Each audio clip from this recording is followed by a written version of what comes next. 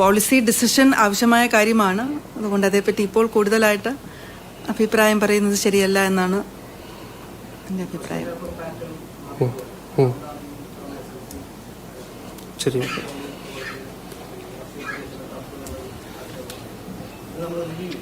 തീർച്ചയായിട്ടും ഇല്ല, 100%. അതാണ് നമ്മുടെ ഇപ്പോൾ ഈ ക്ലസ്റ്റർ ട്രെയിനിങ്ങിലും അതിന് കൂടുതൽ ഫോക്കസ് കൊടുക്കാനാണ് നമ്മൾ പ്ലാൻ ചെയ്യുന്നത്.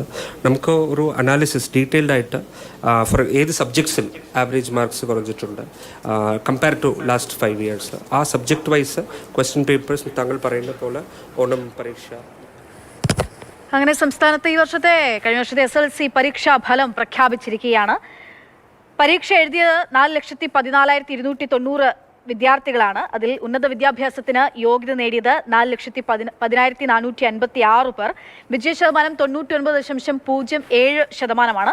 വിജയശതമാനം ഉയർന്നപ്പോൾ ഫുൾ A+ കിട്ടിയിട്ടുള്ള വിദ്യാർത്ഥികളുടെ എണ്ണത്തിൽ നോക്കൂ, 30,514 പേർക്കാണ് ഫുൾ A+. കഴിഞ്ഞ തവണ ഇത് 61,449 എന്നുള്ളതായിരുന്നു. ഇത്തവണത്തെ മാറി വന്ന് സിലബസ് ഉൾപ്പെടെ ഉണ്ടായിട്ടുള്ള മാറ്റം ഉണ്ടായിരുന്നു. ആ മാറ്റമൊക്കെ ആയിരിക്കാം ഈ റിസൾട്ടിനെ അല്ലെങ്കിൽ ഫുൾ A+നെ ബാധിച്ചതെന്നുള്ളതാണ് ഇപ്പോൾ പൊതുവിദ്യാഭ്യാസ സെക്രട്ടറി ഉൾപ്പെടെയുള്ള ആളുകളെയും പറയുന്നത്. എന്തായാലും നല്ല മാർക്കോടുകൂടി വിജയിച്ച പരീക്ഷ പാസ്സായിട്ടുള്ള എല്ലാ വിദ്യാർത്ഥികൾക്കും ആശംസകൾ നേരുകയാണ്. ഒപ്പം തന്നെ പരാജയപ്പെട്ട ആളുകൾ ഉണ്ടാകാം, പ്രതീക്ഷിച്ച മാർക്ക് കിട്ടാതെ പോയിട്ടുണ്ടാവാം.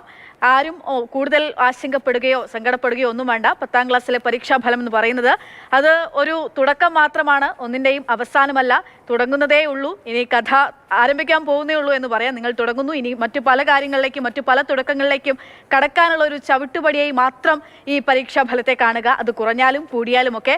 അപ്പോൾ എല്ലാവർക്കും ഇന്ന് റിസൾട്ട് കാത്തിരുന്ന് റിസൾട്ട് വന്ന എല്ലാ കൂട്ടുകാർക്കും ആശംസകൾ നേരുന്നു, വിജയാശംസകൾ തന്നെ നേരുകയാണ്.